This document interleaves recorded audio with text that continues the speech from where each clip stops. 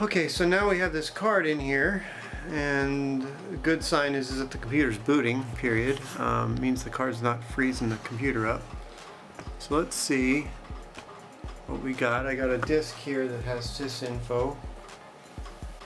Alright, here we go. Alright, so we got a megabyte of graphics RAM and 4 megs of, right?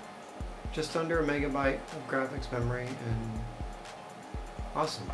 Yeah.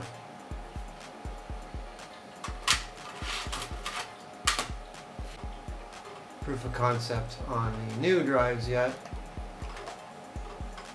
I hope there's an icon for sysinfo. Looks like it, yeah. Alright, here we go. Perfect. Alright, so we got an Agnes, and we're in PAL mode. Interesting.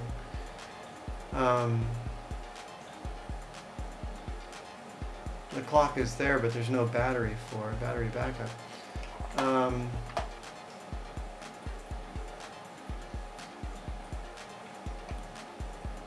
Yeah, so here's our 4 megabytes of fast RAM on the card and 1 megabyte of chip RAM.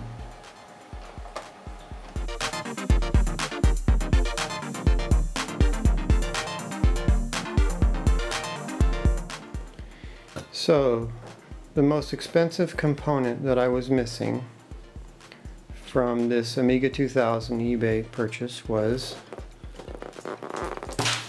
a Traveler Total Body Mini Exercise Bike. No, that's not what's actually in here. I'm sure you realize that. Okay, so how in the heck did...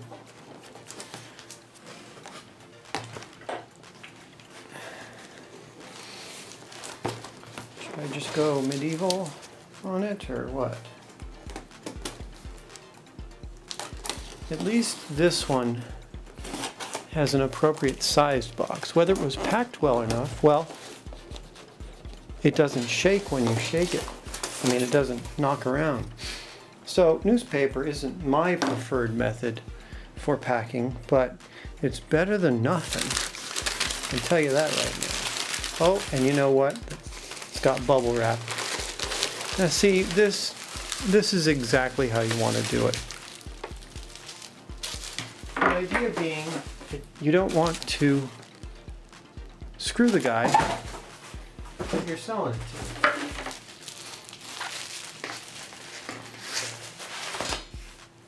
So unlike the last purchase,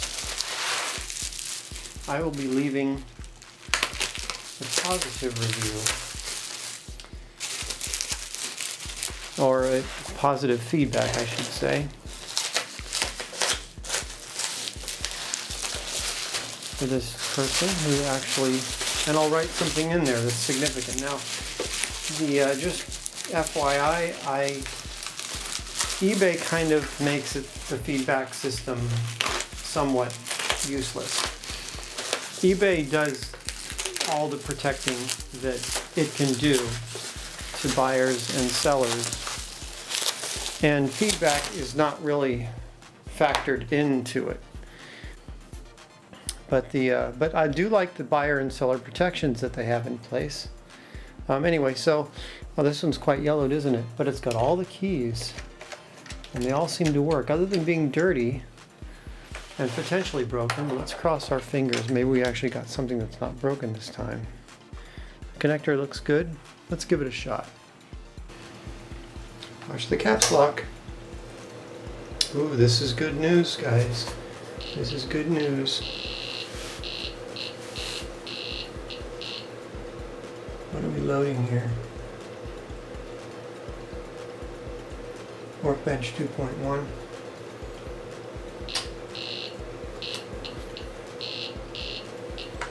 That's good news. We have a somewhat functioning keyboard processor chip. Let's just see if all the keys work.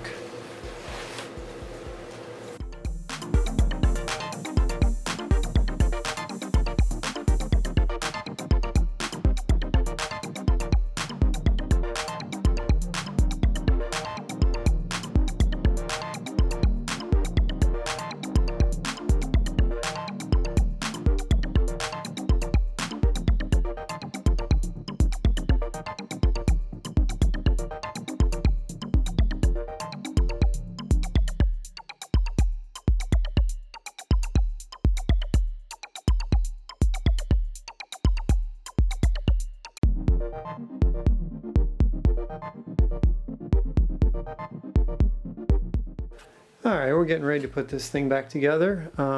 Nice bend in the case. I don't know if you can see that. I'm looking on camera. It doesn't look that bad, but it's a pretty good bend. That would have been quite... I mean, look, there's standoffs. One here, and one here. So the motherboard was bent, you know. Pretty flexible motherboard, but I mean, geez. You wonder if that would have happened during shipment because it was packed so poorly. Anyway, so I'm gonna get this thing back together.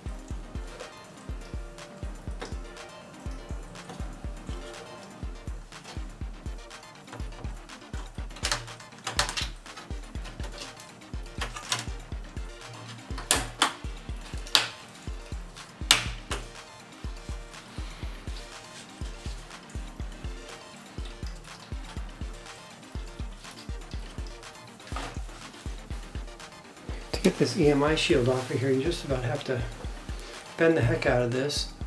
I don't really see how, it seems like you could just remove the piece on top because it's not really structural per se.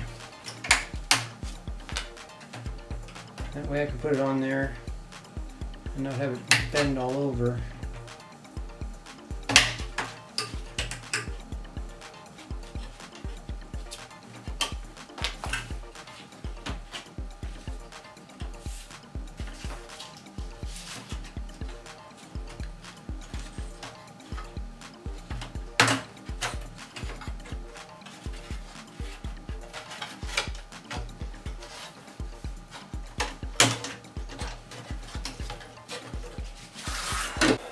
So I'll just clean this up and get it back on there. That's better. I can pound it straight and it'll stay that way. Look how beautifully this thing slides down in here now without bending anything. Perfect.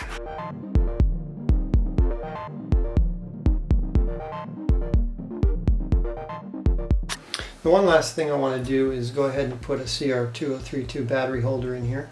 I actually did a previous video where I did it wrong. I mean, I had an Amiga 500 expansion, trapdoor expansion, and I just soldered this straight in.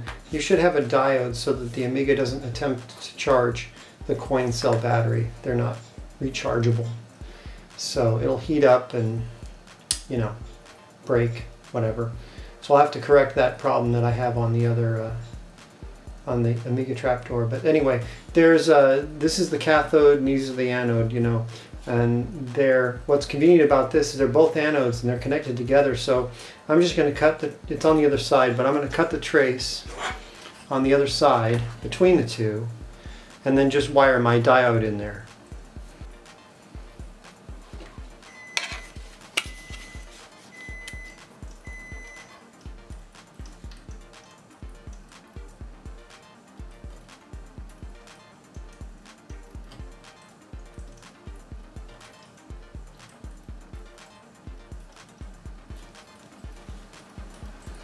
I'm using a file so it covers a larger surface area and actually kind of digs, kind of screwing it up a little bit.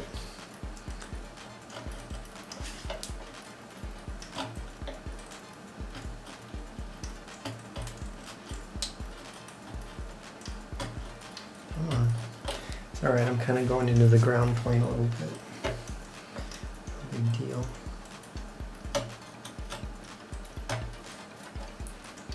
That's just about it there. Come on. See a little bit of copper in this hole.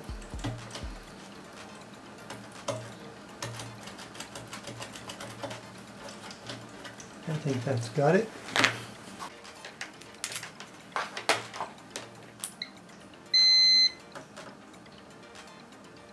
Alrighty then.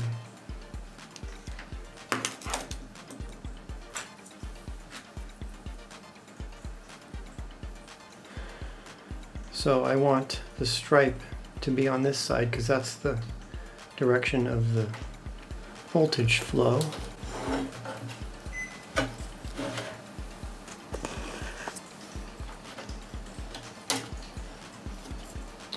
If I can manage to fit both of these.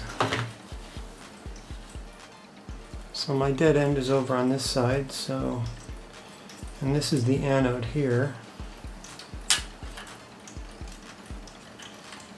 So yeah, something like that. Move the diode out of the way some. Have to make a real sharp turn or bring the diode up a little bit. Something sort of like that.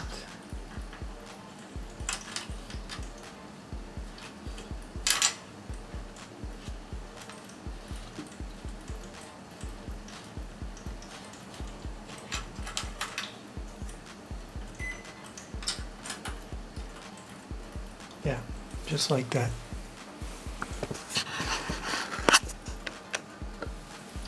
See that? So the diode's here, and the battery holder's here. That's pretty reasonable.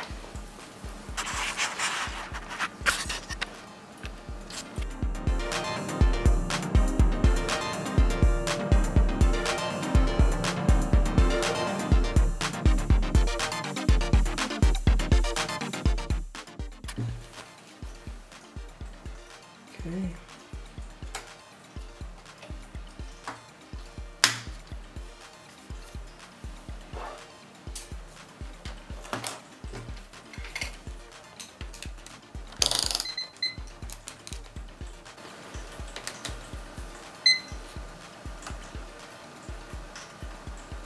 Okay, 3.3, 3.3, and 3 volts even coming out of the diode. Some people have posted that that's not enough because 3.6 is the actual needed voltage. That may be true. We'll see. If not, I'll have to do something else, but these worked pretty well for me.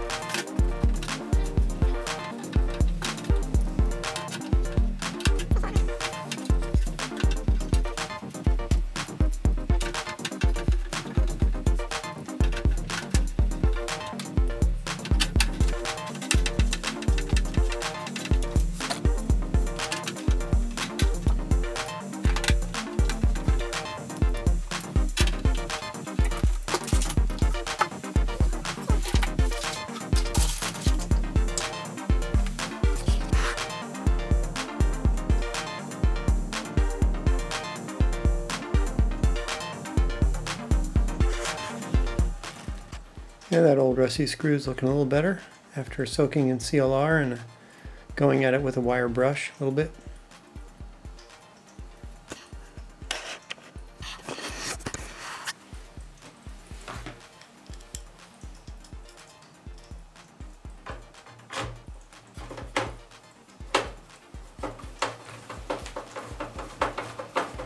Okay. Obviously a good technique is to leave them loose until you get them all in. That's what I did, so now I have to go around and tighten them.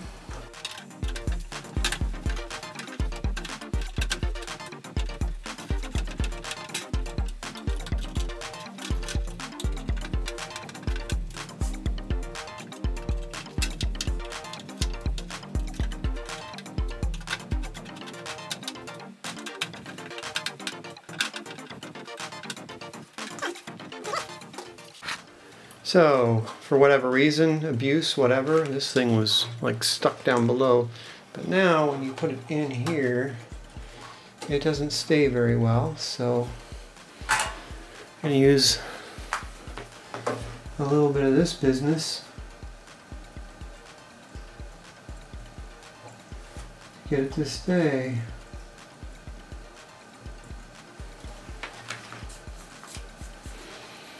Ugh, that old plastic doesn't smell very good.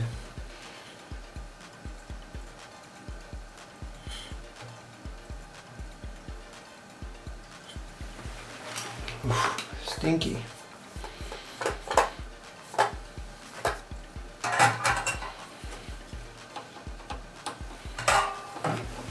The ones on top are good, the ones on the bottom not so much. Let's see.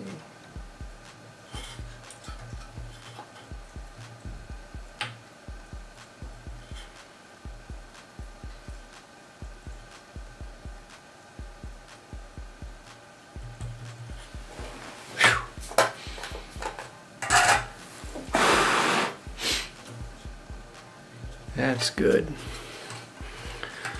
Good and tight.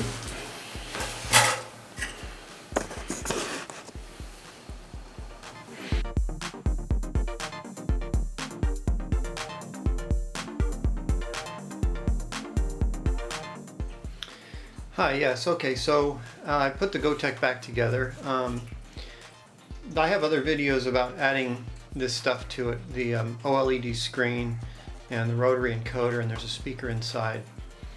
The only additional thing that I did was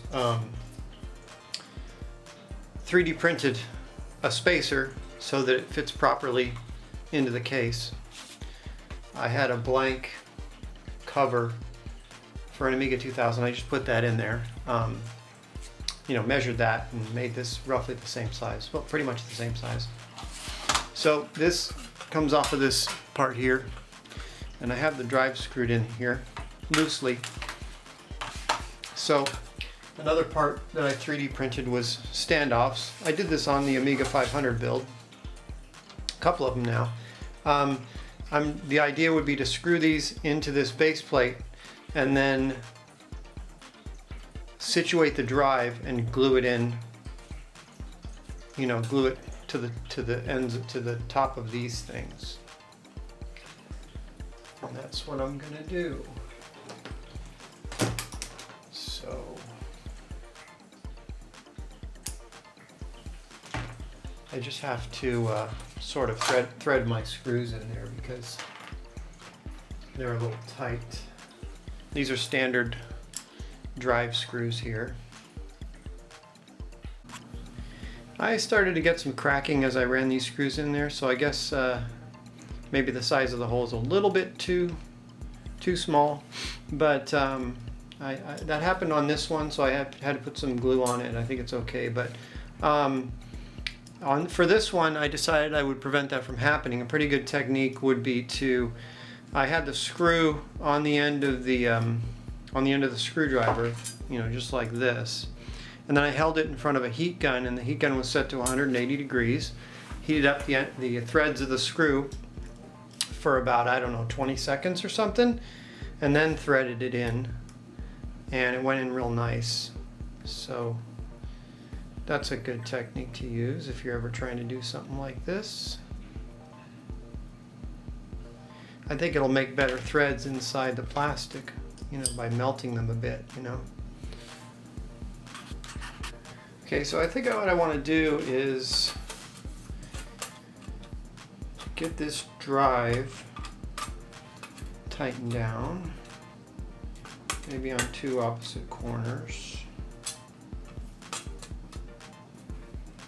and sort of center it a bit.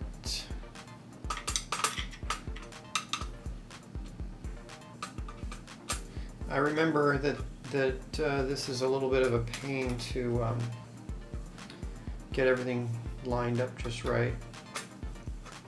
You put it in, you find out it's like too sunk in or too sticking out too far, and then you gotta take it all apart. And so, and look at this. This even has, but this is an adjustment. Okay, so that's good. I can, as long as I get them both the same, I can easily slide them in and out. So try to position it in the middle a little bit. I don't think so.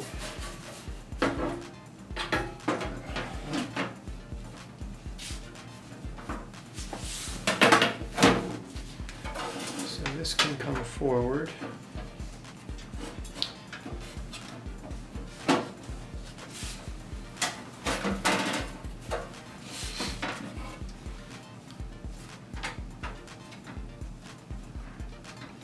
I got a gap over here.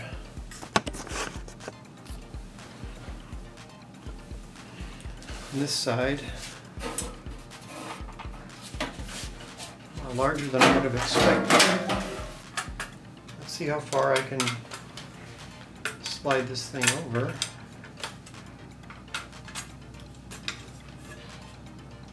Go from there. That's all the way over.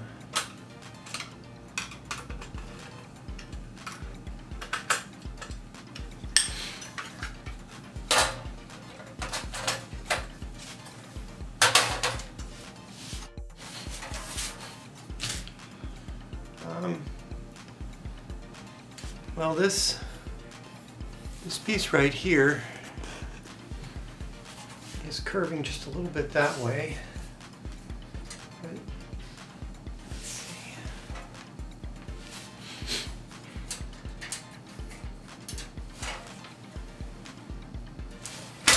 The way this paint looks, it's almost like this piece here.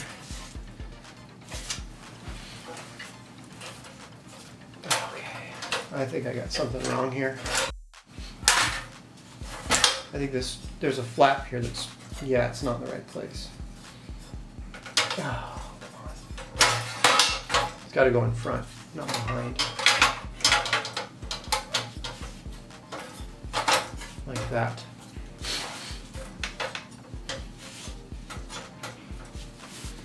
Let me run a screw in there. Get that situated. Oh, maybe that'll work better. Oops. There we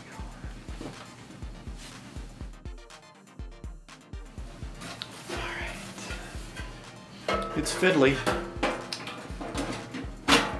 It's not a perfectly designed case. Okay, so that looks like that's as far over as it's going. It looks pretty good.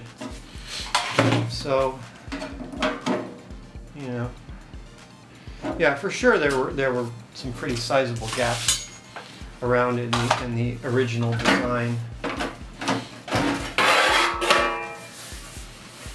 This whole thing could do to come forward a little bit, but that's okay. All right, so I think I'm ready to glue this in. I wonder if the holes actually line up with the original Gotek holes at all. It's pretty close. I know people just kind of screw this in. They might use some standard PC standoffs or something, but yeah.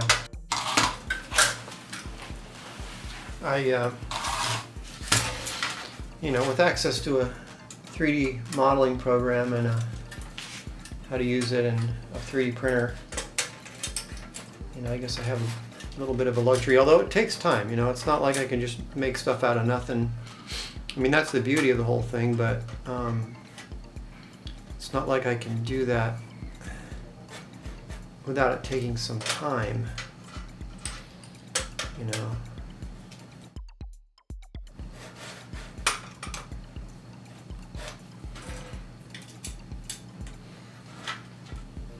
Sure, people have the know-how, but do they have the time available? All right, my standoffs are sort of, you know, pushed over. These slots for the floppy drive screws are, they're kind of slotted so that you could move the drive laterally as you mount it. This one is pushed all the way to this end, and I'm going to do the same with this and mount it right next to it.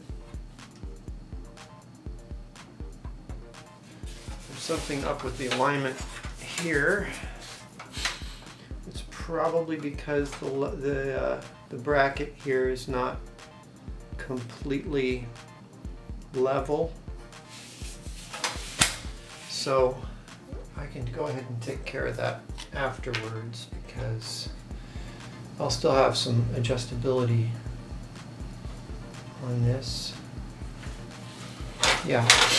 So now that my screws are tight, all I gotta do is put some super glue on the top of my standoffs and line up my drive and hold it there for a few seconds.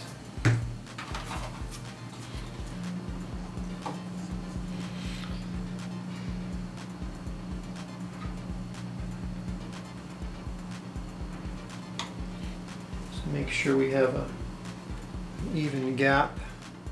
I can line up the front, but I could be, you know, there's still a gap back here.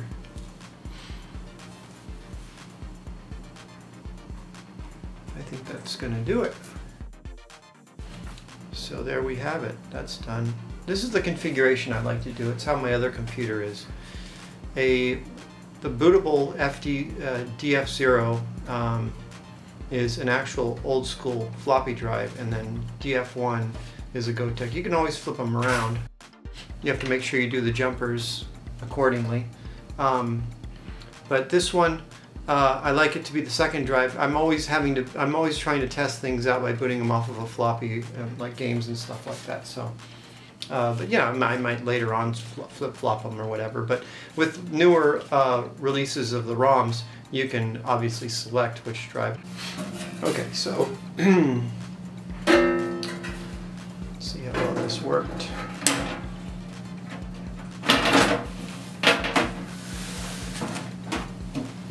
And again, this is still loose, so I can pull it forward, and it's pretty good. I could maybe just tweak this a little bit. It's a little bit, there's a lip over here, and it's kind of recessed, so the whole drive maybe needs to be rotated a little bit, but looks pretty good. Need to clean this case. The next job, clean the front of this. I don't know how well I can clean it. It's got some scratches in it. So there's the finished product. I would have liked to have had a hard drive in it, but unfortunately the A2090A hard drive controller card, and obviously the incredibly ancient MFM hard drive that came with it, both don't seem to work. I'm going to do a future video on hard drive controllers for the Amiga. It seems like that information is lacking, at least on YouTube, and the information that is located on the internet about them is kind of old, and so that video is probably going to take me a long time to sort out, but I ordered an A2091, the replacement for the 2090, a much better card, has 2 megabytes of memory available for installation if you want it.